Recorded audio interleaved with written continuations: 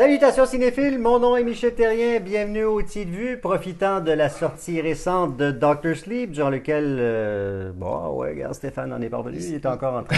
Allô, Stéphane? C'est pas endormi. Tabarnouche, ouais. Bon, d'accord, alors Vous en donc, pensez, capsule à voir si vous ne l'avez pas vu, bien sûr. Gary, toi, tu as aimé, tu n'as pas aimé? Ah! On ne sait pas, dans son regard, on ne sait pas trop. 12 Ah, spoilers. on est en train d'essayer de voir dans sa tête, mais c'est C'est très, vide. très, très occupé. C'est très vide, je sais pas. Je sais pas. Non, c'est à toi de nous le dire. Donc, on a décidé. Ben, en fait, on a décidé. Je sais pas si c'est toi qui as décidé ça. Non, c'est c'est pas toi. Non, c'est moi. Pour une fois que je décide quelque chose, c'est très rare. Profite-en. Mais j'ai décidé quelque chose, mais après ça, Stéphane a mis des limites parce que c'est toujours comme ça. Moi, je préférais telles affaires, mais bon, regarde, c'est pas de problème. On a décidé de parler des meilleures adaptations de Stephen King à l'écran. Alors, on a décidé de faire un top 5. Puis là, j'ai dit, ça serait le fun peut-être de parler aussi des moins bonnes adaptations. Là, on a dit, moi, j'aimerais ça en faire 5. Stéphane a dit, non, on va regarder 3. Puis Gary n'a rien compris. Puis il a dit, Comme toujours. C'est quoi Je comprends la la calorde? balle, Faut que je donne. Non, voilà. Bon. Bref, il y avait quand même pas mal de choses de disponibles parce qu'il y a à peu près une centaine d'adaptations, même plus que ça. Là, Stéphane a dit, il faut se limiter un peu, on parlera pas des adaptations au petit écran, et là, il y en a vraiment beaucoup. Il y avait des bonnes choses, il y avait des moins bonnes choses. On oublie ça, on fera peut-être quelque chose à part sans Stéphane. Donc, en attendant, oui, Cujo, c'est correct, couché. Il est très, très excité qu'on parle Oui, il y a de Christine tout du ça. matin dehors, là. Donc, on parle pas de Stand, de Hit et tout ça, mais avant de passer du côté de la ligne verte des bonnes choses, on va faire la part des ténèbres. Oui. Et puis, on va voir qui est l'élève doué parmi vous. Tu sais même pas de quoi je parle, là, je te gage. Non. Apt Pupil, t'as pas vu ça? Non. C'est correct, donc c'est pas dans ta oui? liste. Ça, c'est des mauvais pour toi? Non, c'est pas dans le mauvais, c'est Ah. une adaptation. C'est une adaptation. Bon, alors, on t'écoute, puis là, il faut que tu fasses les trois d'une shot. Juste pour te rappeler les règles. Ouais. Alors, Maximum Overdrive, 1986. Ça, c'est dans tes pires? Oh oui. Ah oui, mon Dieu, c'était quand même un classique. T'as fait ça un classique. À Hey, part, soit dit en à part la passant, musique qui juste- est bonne, juste pour là. vous dire ça. Juste pour vous dire, il y a 2 personnes cette semaine qui m'ont dit qu'ils adoraient qu'on parle de nos pires films parce qu'ils font des soirées de pires films parce qu'ils écoutent nos capsules comme celle-là. Ah, ben, écoute, Ils hein. font des soirées popcorn en écoutant les pires films, puis je pense qu'ils prennent peut-être pas juste du popcorn. Ouais. Ça, c'est leur problème à eux. Maximum Overdrive, ce qui me fait rire de ce film-là, c'est que c'est réalisé par Stephen King. Oui, c'est ça. Et ça prouve que n'est pas réalisateur qui veut. Non. Et ça me rappelle Frank Miller, qu'on va être l'adaptation de 300 et de Sin City. Il a dit, je peux réaliser. Il a fait le film de Spirit et c'était très mauvais. Donc, chacun son métier. Oui, effectivement. Absolument. Puis surtout qu'après ça, ils se plaignent de dire, hey, il y a des films que moi, je n'aime pas, je n'aime pas les adaptations d'autres fait, puis ce sont des classiques. Mais bref, oui, c'est un très bon choix. Très bon choix. Après ça, Sleepwalkers, de 1992. Ça, c'est n'importe quoi. C'est un film, ça, je me souviens plus. C'était un Ouais, Ben oui, c'était un film, mais je me souviens. Moi, C'est j'avais pas là, il y a l'impression du monde assassiné au blé d'Inde, là-dedans? C'est pas Children of the Non, Corn. c'est Children of the Corn. ça. Non. cas. Non, celui-là, c'est Assassiné au blé d'Inde. un des rares nouvelles style vampirisme et d'énergie. Hey, Mais je trouve ça celui-là, tellement c'est long que j'étais sûr que c'est n'importe une série télé. quoi. Non, mais c'est mauvais. C'est mauvais. C'est vraiment C'est très, mauvais, très là. mauvais. Puis déjà, la prémisse dedans, là, tu sais, de coucher avec sa mère, là, c'était... OK. Dreamcatcher, 2003. Ça, c'était comme n'importe quoi. Vraiment Je n'importe suis quoi. d'accord avec toi. Moi, je l'ai même pas vu, ça. Même le livre n'était pas très bon. En plus, OK. Moi, mes 3 pires films, Thinner, en 1996. Ah, ça, oui. C'est l'histoire d'un gars qui perd du poids, mais ça a plus l'air être la description du scénario, parce que c'est mince en tabarnouche. Ça aurait dû être un sketch dans un film style Creepshow. Ah, je pensais que Ouais. les oreilles. Aussi. Tu sais, je veux dire, l'affaire, le gars se fait jeter un sort, puis là, il va perdre du poids. Si vous voulez voir un film, quelqu'un se fait jeter un sort, vous regarderez Drag Me to Hell de Sam Raimi, c'est pas mal meilleur. Ouais. Après ça, C'était un bon livre, soit dit en passant. le film, c'était Non, je sais, je c'était suis long. d'accord avec toi. Après ça, mon deuxième, 1983, celui que tu as parlé tantôt, Cujo. Ah oui, quand même. Cujo. Tu l'as José revu? Bernard. Je l'ai revu, justement. ok. Il passait à la télévision. Je dis, ça va dans notre thématique. Et après l'avoir vu, j'ai fait, il vient de s'insérer dans mon top 3. Parce qu'il n'était pas là au début. Et après l'avoir vu, j'ai fait, toi, tu mérites ta place là. C'est complètement insignifiant. Je veux dire, un chien qui a la rage et il y a. Je veux dire, qu'est-ce qu'il y a d'épeurant là-dedans? Je veux dire, le chien se fait mordre par une chauve-souris. Ben ça, c'est quand même possible, là. Oui, mais je veux dire, après ça, qu'il pogne la rage, puis écoute, il vient quasiment avec des super pouvoirs. Il attaque la mère puis l'enfant dans l'auto, il fonce dans l'auto, il poque la porte, puis j'ai fait OK, c'est quoi qu'on va en venir? Les personnages sont plates. Écoute, on passe 3/4 d'heure avec le drame familial de l'autre qui a trompé, puis OK, c'est parce que le concept, c'est un chien enragé. À l'époque, ça avait été un film oui, assez poignant, puis qui avait marqué beaucoup de gens. Oui, moi, de souvenirs, à l'époque, j'avais vraiment aimé, j'avais été marqué, façon de parler, trouvant ça épouvantable. Même, alors, moi, la seule affaire que je trouvais épouvantable, c'est de voir le pauvre chien se faire maquiller avec tout le sang, puis la slime, puis tout ça. J'avais pitié du chien pour ça. C'est pauvre chien, à lire. La fin est assez surprenante. C'est vraiment cas, mais film, oui, je suis d'accord, moi aussi, je l'ai vu, le film. En plus, c'est un chien qui est attiré par le téléphone. Écoute, tu sais, il est dehors, il surveille, il garde en otage la mère et l'enfant, le téléphone sonne, il s'en va voir, il revient. D'où tu penses que ça vient, Fido? Ah, ça devrait s'appeler Cujo. Cujo. Nouvelle marque de téléphone. Et mon dernier, c'est Graveyard Shift. L'histoire d'une usine de textiles puis qui sont une invasion de rats. Je veux dire, écoute, tu sais, t'as Willard là, puis Ben qui ont été faits. Puis là, le punch, que c'est une chauve-souris géante cachée dans le sous-sol. Là, je sais pas. On dirait que Stephen King, quand c'est des concepts en film, ça marche pas. Maximum Overdrive, c'est des camions possédés. Ouais, là, je sais pas. En tout cas, moi, c'est mes 3 pires, c'est ça. Puis il y en a que j'ai pas mis parce que je m'en souvenais même pas. Comme The Lawnmower Man, là, j'ai fait, c'est vrai, c'était pas bon, mais je peux pas vous en parler parce que je me souviens pas en tout du film. Je me souviens juste que j'ai haï ça et je me suis empressé d'aller reporter la cassette VHS dans le temps qu'il y avait des clips vidéo et je me suis dépêché d'aller reporter le film. Oh oui. Tellement que j'ai haï ça. Non, tu veux pas avoir un retard pour ça. Moi, mon numéro 3, c'est Graveyard Shift. C'est épouvantable. Quel mauvais film. Je veux dire, d'abord, premièrement, c'est ennuyant du début à la fin. Le gars, au début, il jette une petite poupée de base, c'est dans une usine là, où on prend de la laine, puis ça devient du textile. Puis là, les petits rats se garochent là-dessus, puis là, écoute, tout ça devient une espèce probablement le textile, Stephen King, il y a beaucoup le textile, mais là, effectivement, tout devient comme hanté, puis là, la bébête à la fin, c'est grand grotesque. Et soit dit en passant, des fois, là, c'est écrit, tu sais, Stephen King, mais Stephen King n'a rien à voir là-dedans à part avoir vendu ses droits, parce que l'histoire de départ, ça je sais que le film de Lawnmower Man... Oui, mais je vais en parler, j'en parle. OK, excusez. mais non, mais c'est épouvantable. C'est une façon polie de dire, Stéphane, ferme ta gueule. Lawnmower Man, faut en parler. Sais-tu pourquoi? Parce que c'est mauvais. C'est extrêmement mauvais. C'est avec Pierce Brosnan, je ne sais pas si tu t'en souviens. Puis Jeff Fahey, d'abord, probablement, qui a l'air d'avoir eu un pétard qui a explosé dans le corps, qui est tellement affreux à l'écran. Et la seule chose qui a rapport avec, c'est une nouvelle qui s'appelait Pastoral.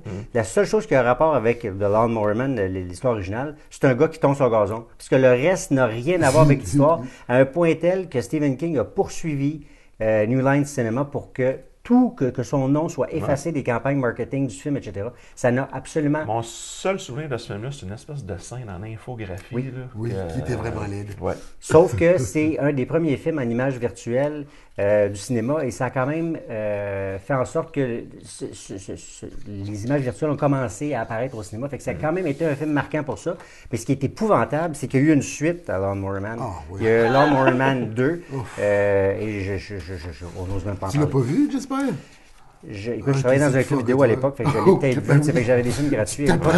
Qu'est-ce qui est possible, là? Et le premier, The Mangler. Et ça, ça se passe encore dans le textile. C'est comme si on voulait faire une suite. C'est exactement le même principe que Graveyard Shift. C'est une usine de textile. Et là, il y a des coquerelles au lieu des rats. Non, même pas.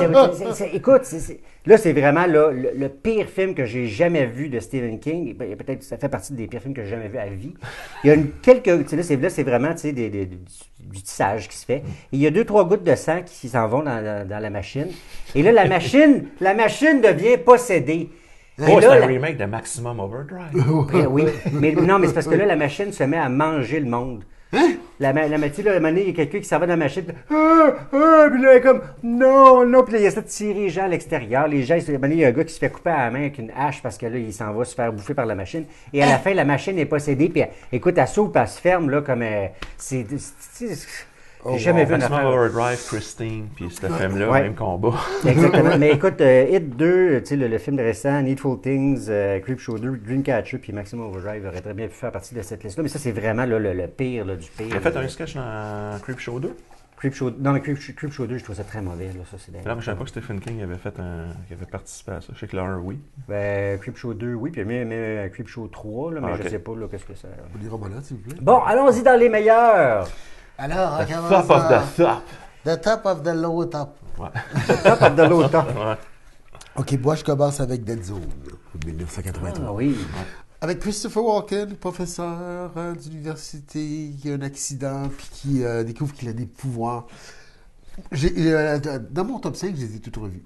C'est pour avoir le plaisir de... J'espère. Moi aussi. Non, mais c'est sûr. Je vous le dire. Si vous Non, pensez mais que- parce qu'il y a une évolution dans les films. Ouais. Là, tu sais, c'est en regardant la liste, j'arrive, oh mon Dieu, ça fait longtemps que j'ai pas vu. Parce que la dernière chose, je me souvenais, c'est qu'il y a une série à la télévision qui avait Oui, eu lieu. avec Qui Michael était- C. Hall. Exactement, que j'avais bien aimé.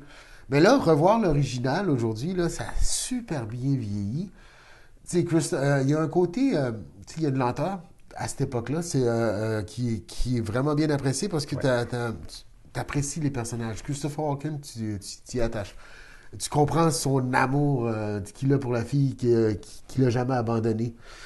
Mais une fois là, je me souvenais pas de la performance de Martin Sheen. Oui, en Donald Trump, là. Oui, Ouais. oui, mais hallucinant. Quel trou-duc. Oui, oui. C'est une vision d'avenir, hein, quand même. Oh, oui, mais c'est tellement fou, là. Oh, j'ai rêvé que je vais être président, puis c'est pas toi qui va m'afficher de l'air. Et tabarnouche. Ouais, donc... Très bon dans ma choix. cinq. Très, très bon choix. Moi, mon numéro 5, c'est un film de 1976, Carrie, l'original, par M. Brian De Palma. Ce que j'aime de ce film, c'est les personnages de Carrie et de sa mère. Et je dirais que, oui, ce film-là est reconnu pour sa finale, où ce que Carrie Ouais, ça pète m'a un pas plomb et couru. assassine tout le monde, mais je trouve que le côté horreur est plus le personnage de la mère de Carrie. Oh, yes. La fanatique de religion qui voit le mal partout et qu'il faut se repentir. Puis écoute, la première scène où ce qu'elle bat sa fille parce qu'elle a eu le malheur d'être menstruée, là, Ouais. c'est tordu pas à peu près. Fait que c'est ce que j'aime de ce film-là. La réalisation, Mais c'est un des meilleurs de Palma, là. ouais, mais il y a des petites choses qui m'agacent dans la vas-y, réalisation. vas-y. Pas Tu sais, moi, ben, j'adore. premièrement, ben là, c'est très technique, là, mais tu sais, il fait de l'utilisation un peu comme des fausses profondeurs de champ. Là. Tu sais, c'est des superpositions d'images. Moi, ça m'agace. Tu sais, parce qu'on voit la découpure. Là. Tu sais, à un moment donné, tu as la coach qui est à l'avant-plan. Puis là, ben, c'est sûr, une lentille rend ça flou en arrière. Fait que là, en arrière, le terrain devient flou. Puis là, on voit la coupure pour que ça devienne net avec les filles qui s'entraînent. Fait il utilise ce procédé-là une couple de fois. Je trouve que moi, ça m'agace. Même dans les films de Orson Welles, ça m'agace aussi. Et le split screen qu'il utilise pour la scène de la fin, au début, j'étais comme, qu'est-ce qui m'agace là-dedans? Puis c'est quand j'ai vu une entrevue avec Brian De Palma qui m'a donné la réponse, parce que même lui, il a regretté par après d'avoir fait ça. Ça te décroche du côté dramatique de ce qui se passe. Ah. C'est Pas que, moi du tout. c'est parce que si je te fais un gros plan de la hausse qui se dévisse, ton attention est juste là. Si je fais un split screen de ça, puis un split screen de ça, ton attention Ouais, sera moi, plus je là. suis pas d'accord. C'est pas De Palma Ouais, l'a mais dit. De Palma, on s'en fout, là. Nous, c'est nous, les spectateurs, là. Exactement. Non, mais je trouve qu'à un moment donné, c'est ça, tu décroches. Non, Oui, au de- c'est contraire, ça, mais exactement. c'est ça le T'es côté dans tourissant. une salle de bal où il y a plein de choses Puis, qui se en passent. plus, tu Non, regardes... mais justement, il se passe pas tant de choses que ça. On te donne l'impression qu'il se passe. Tu oui, le c'est- revisionneras. Là. Ben oui, je à un moment le donné, révisionne. à un moment donné, tu as les jeunes qui sont devant la porte. Ouais. Là, on veut sortir. Mais il se passe rien dans ce plan-là. Il se passe rien. Ben oui. Ben non, ils sont devant la porte, il se passe rien. Ben oui, c'est la panique de Ben vouloir oui. sortir. Oui, mais tu la sens pas parce Oui, que la tu vois les autres qui Ben attendent oui, que tu là, la sens. puis tu vois ce qui se passe Non, moi, l'autre je trouve bord. qu'on panique. Non, tu la Je trouve sens. qu'on panique. Dis, Ben, moi, j'aime pas ça. Moi, je me suis rendu compte que ça me dérangeait. J'étais comme, ça qu'est-ce qui fait marche partie pas? de son top. Non, ça fait partie de mon top. Ben oui, mais c'est juste une scène, là. Ben, c'est pas comme la une scène. Non, pour moi, c'est pas la scène. Ben, c'est une des scènes. Ah, Non, c'est c'est vrai que moi, il y a une la scène scène. que j'aime beaucoup, c'est la scène où on voit quand j'en ai déjà parlé de la fameuse scène de la corde, Ah là, oui, qui est une donc, scène. c'est Ben, génial, c'est c'est ça. ça, Ouais, ça, sauf que cette scène-là, Ça, c'est du plus Hitchcock, là. efficace. Ça, c'est C'est du ça. Hitchcock. Cette scène-là, ça, je suis d'accord avec Soit toi. dit en quand passant, tu c'est mon numéro 1, Carrie. Vous avez surpris, hein? Numéro 2. Ouais. C'est même pas. Mon numéro 5. C'est une autre question. C'est ça. La caméra est tellement vivante dans Carrie. Tu prends par exemple juste la danse, là, tu sais, au début, Ouais. tu sais, Ouais. qui est pratiquement romancé, lyrique, quoi, puis Ah oui. qui vire au cauchemar, Complètement, là. là. Oui. C'est c'est chapeau, ça. là. Mais ça, je suis d'accord avec toi. Moi, j'ai Encore été là, c'est très juste, créatif, là. c'est juste la caméra qui nous plonge dans l'action. Parce que là, ça devient un peu un gadget en tout cas. Ben, moi, premièrement, c'est le premier film, c'est le premier roman officiel de Stephen King, c'est la première adaptation aussi. Puis moi, ce que j'ai choisi aussi comme dans mon top 5, c'est soit des films, des films qui ont été adaptés qui sont qui sont similaires ou qui sont vraiment très différents ou quoi que ce soit. Celui-là, je trouve que ils ont réussi, De Palma a réussi, ben, évidemment, le scénariste, etc. Là, ils ont réussi à prendre le livre, à être très fidèle au livre, mais en étant très créatif. Et c'est ce que j'ai vraiment apprécié de ce film-là. Et je veux dire, veux pas, là, dès le début, il y a un malaise total. oui. Là. Oui. C'est cette fille-là qui...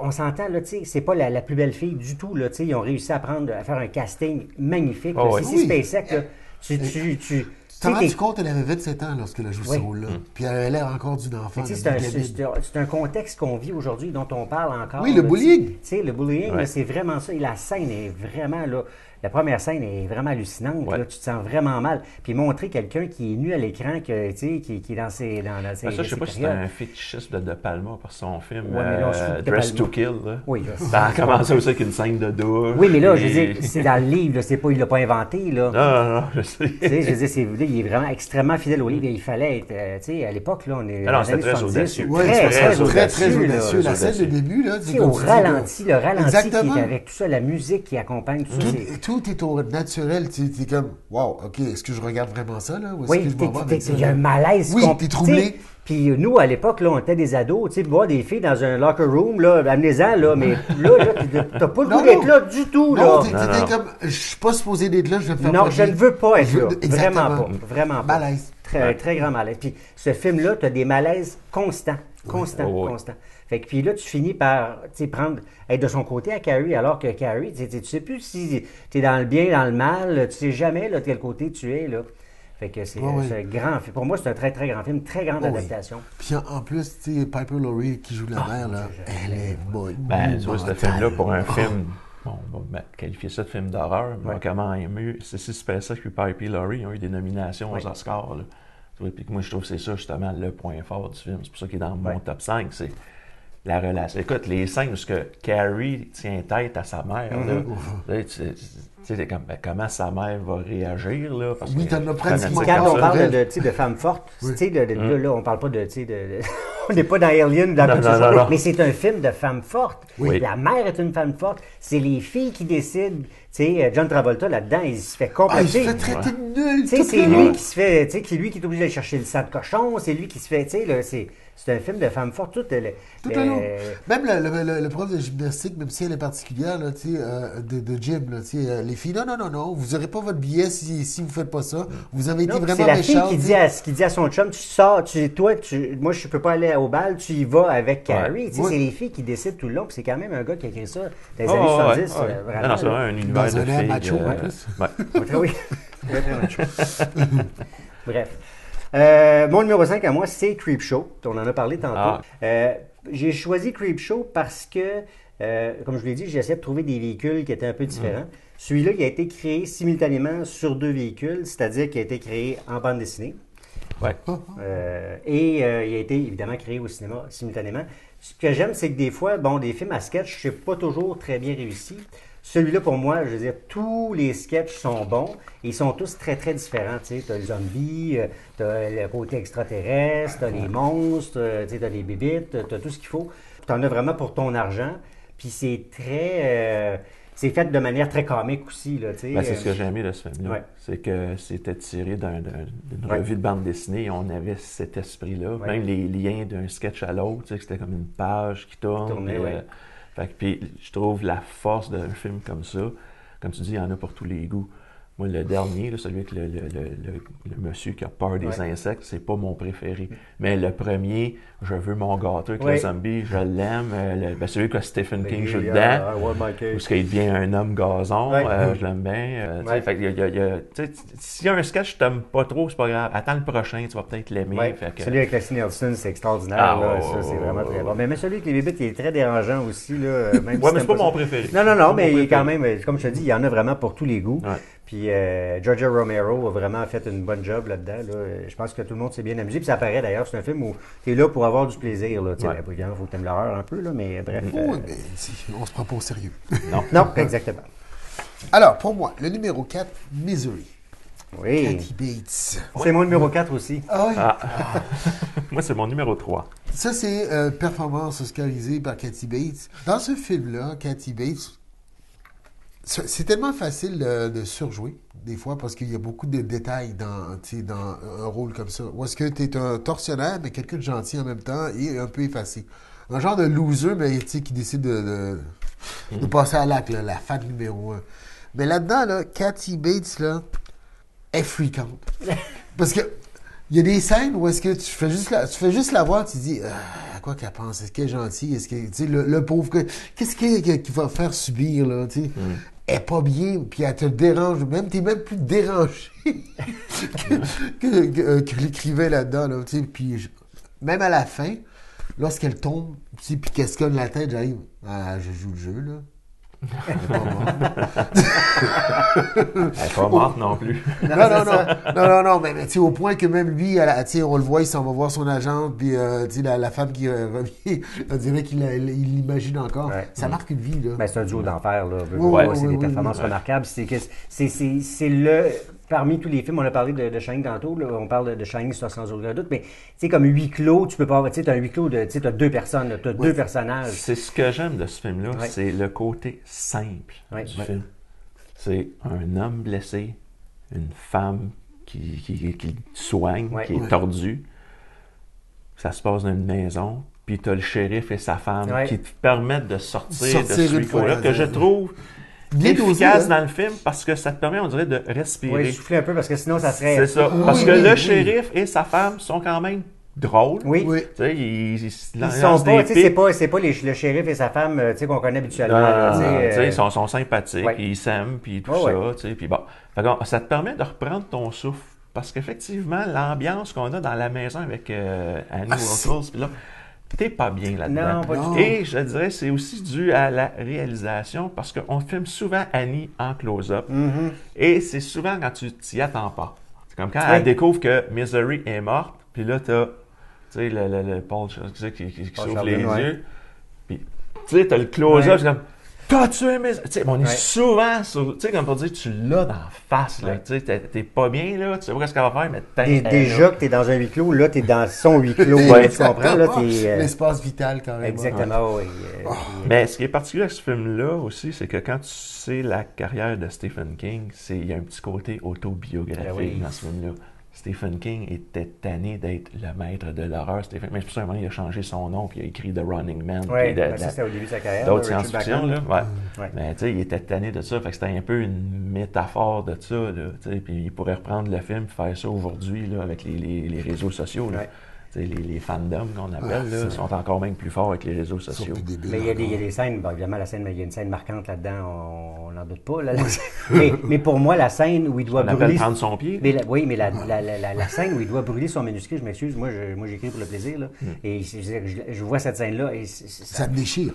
Complètement, là. C'est probablement, pour un écrivain, c'est probablement l'affaire la plus épouvantable à faire. Ben, c'est ton sang, là. C'est ça, exactement. Tout à fait. Ça fait mal. Oui. Moi, mon numéro 4, ben, t'en as glissé un petit mot, c'est The Shining. C'est mon numéro 3. C'est mon numéro 3. Okay, vous êtes quand même surpris que j'ai pas mis ça en numéro 1, pareil. Je vais être honnête, oui, je suis surpris. The Shining, qui est l'événement cinématographique de 2019 dans ma vie. Absolument. C'est vrai. Juste pour Bravo, mettre Stéphane. ceux qui sont pas au courant. Ben c'est voyons, que- Stéphane. Ben non, il y a des nouveaux abonnés qui ne savent pas, mais moi, j'avais pas vu de Shining. C'est juste de parce que façon vous ne vous êtes intégrale. pas abonné, parce que vous nous suivez. Donc, c'est le moment. Parce que Stéphane a fait cet effort-là, vous devriez vous abonner à Absolument. l'instant pour l'encourager à Votre continuer enfant, dans, votre mère, dans son votre effort père, cinématographique. Oui, tout tout le monde, tout le monde. Mon oncle, ma tante, let's go. Merci. Oui, bon, The Shining, ce que j'ai adoré de ce film-là, c'est vraiment la réalisation, l'utilisation de la Steadicam. Oui. Bon, c'est sûr, en 1980, ça faisait pas longtemps que la Steadicam était inventée. Peut-être qu'à l'époque, ça avait l'air l'utilisation d'un gadget pour un gadget, mais je trouve qu'aujourd'hui, tu le regardes et c'est d'une efficacité. Steadicam et la lentille wide angle qu'ils utilisent, tu as toujours l'impression d'être enfermé dans l'hôtel. Le fait qu'on puisse faire des plans à 360 degrés, tu prends un personnage, il tourne dans un coin de corridor, on voit le mur, on tourne le bas. Fait que, comme spectateur, tu es entouré T'es de dedans. murs T'es- partout, ouais, complètement. tu es T'es dedans. dedans. Ce qui fait que tu as l'impression d'être enfermé, claustrophobe, tout ça, là, ça fonctionne.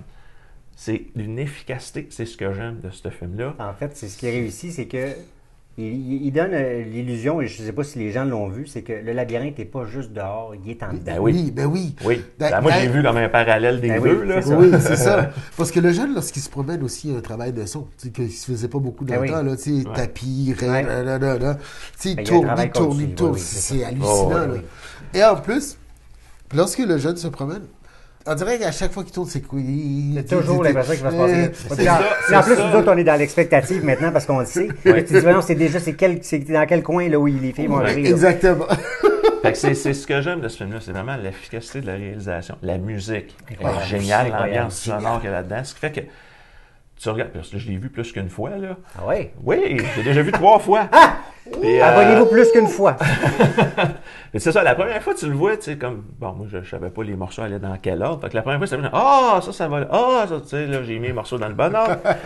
Puis les autres fois, je l'ai plus apprécié. Puis c'est ça, je trouve que on réussit à faire un. Il y a quelque chose dans ce film-là qui t'hypnotise, Complètement. ou d'envoûtant, que, tu sais, on dirait que tu t'en fous de la fin, de ne pas comprendre, Non. ou de la comprendre, ou tu fais l'interprétation que tu veux, là, quand Jack Nicholson, on voit Ouais, son image en photo. Puis c'est comme, m'en fous. Je viens C'est de vrai que vivre t'es quelque envoûté. chose Oui. Mais c'est où c'est que j'étais, c'était quoi. Fait que j'ai Et bien on fait. comprend justement pourquoi Jack est comme ça. Dans le fond, c'est ça, c'est complètement envoûté Ben oui. par cet hôtel-là. Totalement. Complètement. Moi, il y a une parenthèse que je veux faire, par exemple. Oh. Moi, j'ai vu le film en version originale. Ah oui, c'est vrai. Et quand j'ai vu The Shining et qu'on a la scène où on explique au petit gars c'est quoi The Shining, là, avec le cuisinier, je fais, mon Dieu, faut que j'écoute ça en français, comment ils vont expliquer ça. Tu sais, comment ils vont dire, parce que le film s'appelle L'Enfant Lumière. Ouais. Ben, je pense pas que le chef cuisinier va dire, tu sais, quand tu es l'enfant lumière, tu sais, parce qu'il explique The Shining. Mais j'avais écouté en français. Et c'est la pire version française que j'ai entendue de ma vie. Et ceux qui ont vu juste ce film-là en français, là, Pauvres autres. Hein? en tout cas, j'ai pitié de vous autres. Pas parce que vous ne compreniez pas l'anglais, mais c'est parce que vous vous en faites passer une petite vite. C'est que dans le film en anglais, le cuisinier, qui a aussi The Shining, appelle le personnage de Danny et dit « Doc ». Ouais. Doc, en anglais, qui s'écrit D-O-C, qui veut dire docteur. Et on explique pourquoi tu appelles mon enfant Doc. On l'appelle Doc parce que ça vient de Bugs Bunny, de What's Up Doc, Ouais. version française. Comment ça va, canard? Parce qu'on a traduit Doc, D-U-C-K, qui vient de canard. Oh non. Alors on appelle le petit gars, alors canard, ça va, canard? Ah, c'est Et là, au lieu de dégueulasse. faire une référence Mais à... c'est horrible. Oui, je le sais. Et au lieu de faire une référence à Bugs Bunny, parce que Bugs Bunny, c'est pas un canard, on dit « Ah, mais tu es un canard, comme dans les dessins animés. Comment saviez-vous que nous l'appelons Canard? Je demande pardon. Canard? Vous l'avez appelé Canard 2 fois de suite. Ah oui. Oui. Nous l'appelons Canard parfois, vous savez, comme celui des dessins animés. Mais comment saviez-vous ça? Ben, c'est que j'ai dû sûrement vous entendre l'appeler comme ça. Ma foi, c'est possible, mais sincèrement, je me rappelle pas l'avoir appelé comme ça depuis notre arrivée. Eh bien, en tout cas, il a l'air d'un canard, pas vrai? Ouah, ouah, ouah, ouah, la vie est belle! Alors, je me pétais Non, la mais c'est tête dégueulasse, sur les ça. murs. Ils ont Oui, pas le droit. j'ai Mais fait, on devrait écoute, poursuivre des ces connards. gens-là. ça n'a pas de bon sens, là. J'ai fait, OK, pourquoi qu'il l'appelle canard? Là, j'ai écouté en français.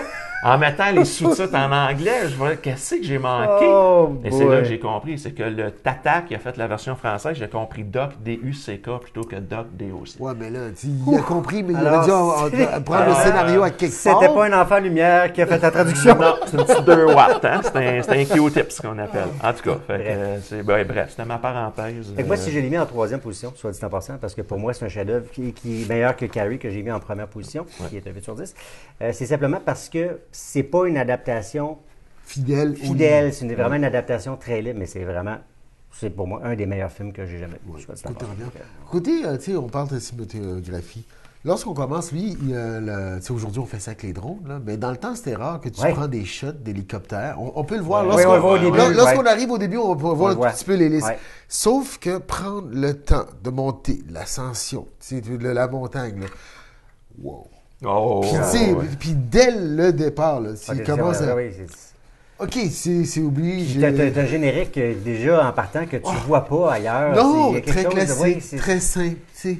Épuré pratiquement. Ouais, là, faut oublier, c'est un cinéma d'une autre époque aussi. Là. Oui, d'accord. C'est pas grave, c'est pas grave. Non, c'est pas un reproche, mais je veux dire, tu dis, le générique, mais on n'en fait plus de générique. Tu regardes les films, il n'y en a plus de générique. Je suis très triste qu'il n'y ait plus de générique. Ben oui. Moi, ça m'attriste beaucoup. Moi, je trouvais qu'un générique avec la musique, c'est ce qui te mettait dans l'ambiance du film. Oui, c'était comme Baby Driver. Je donne un exemple par rapport à Baby Driver. Il y a un générique au début, ça nous met dans l'atmosphère du film. Exactement. Moi, mon numéro 2, c'est The Shawshank Redemption. Moi, c'est mon numéro 1. C'est mon numéro 2.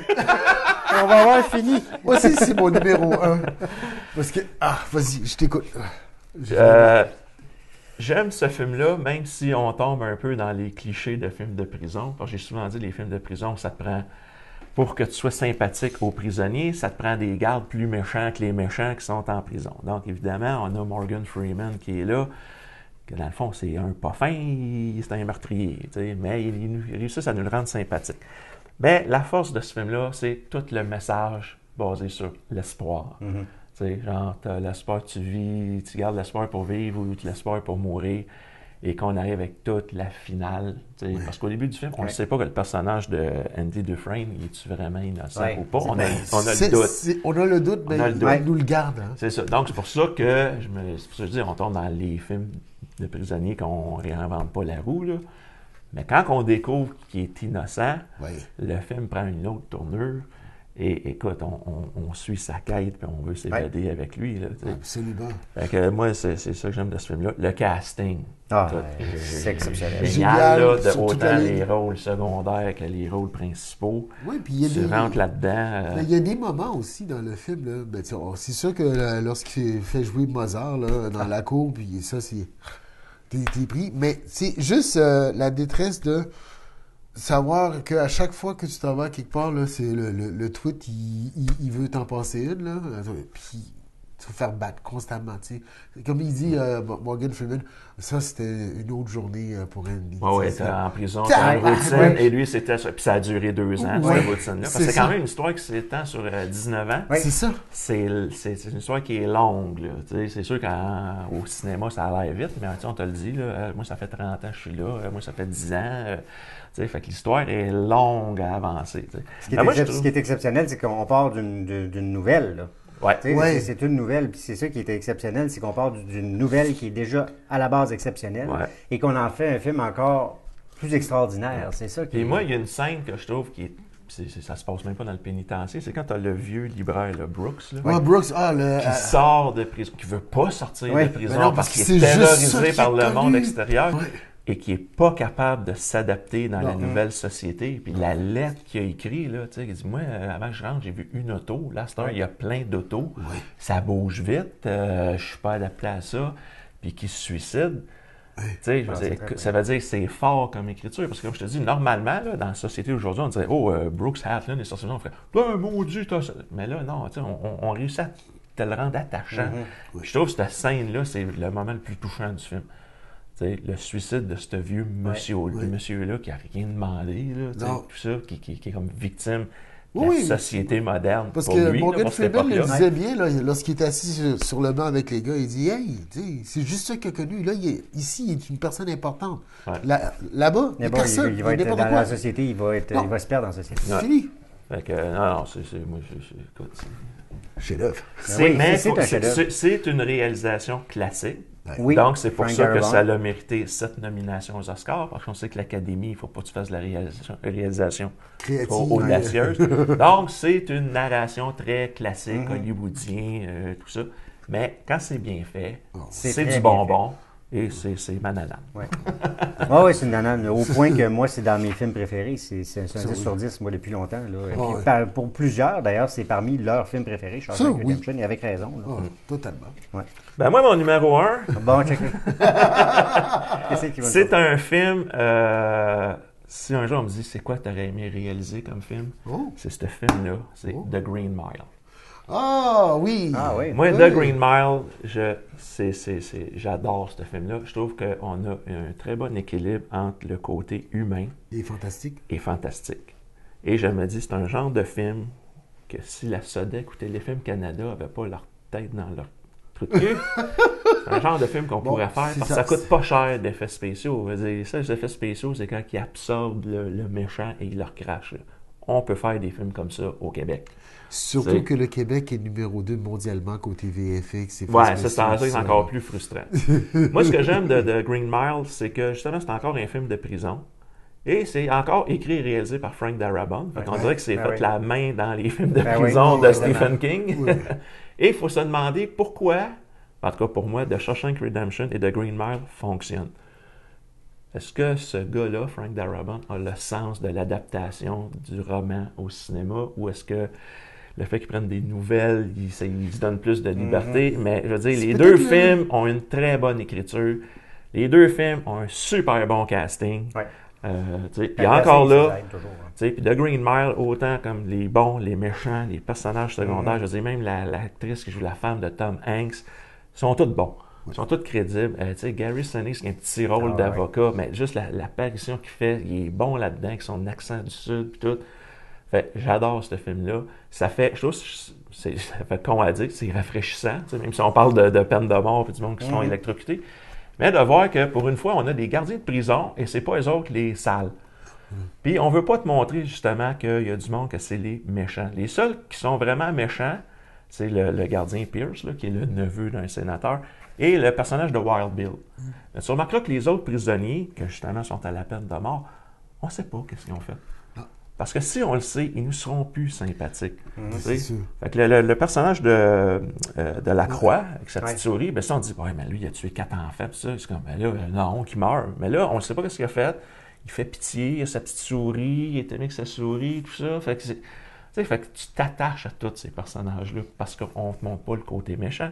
Et il y a une bonté dans ces gardiens-là. Ça oui. Puis c'est bien niaiseux, mais la petite souris, la première fois qu'elle apparaît, ben c'est pas genre, t'as une souris, faut... Non, c'est, tu sais, lance un petit morceau de pain. Déjà, tu fais, OK, ils ont un attachement à la vie. Puis quand ils tuent du monde qui électrocute, c'est pas un plaisir, c'est un devoir qu'ils doivent faire.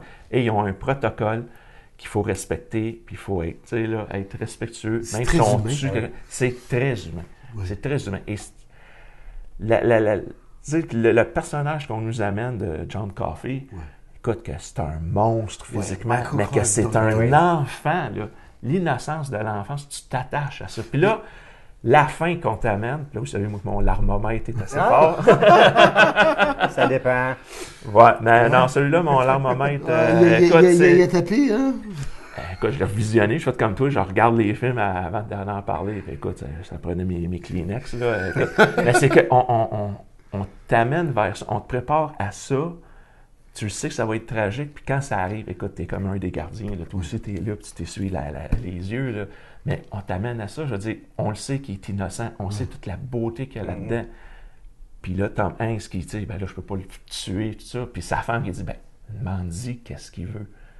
Puis il veut mourir, tu sais, t'es comme, ah! Tu sais, puis ça se passe, puis là, tu sais, puis il est encore un enfant, même sur la chaise électrique, tu sais, on veut y mettre la cagoule, non, j'ai peur dans le noir. Écoute, ça vient de chercher. Moi, ce film-là. Puis après ça, ben, quand on voit le vieux personnage de Tom Hanks, nous explique qu'il est comme immortel, puis qu'il est comme damné de ça. Tu sais, genre, c'est pas le fun d'être. Ben, pas immortel, c'est-à-dire qu'il vieillit moins vite, parce qu'il dit, tous ceux que t'aimes disparaissent. Il dit, je suis condamné à ça. Écoute, fait que c'est ça. C'est excellent.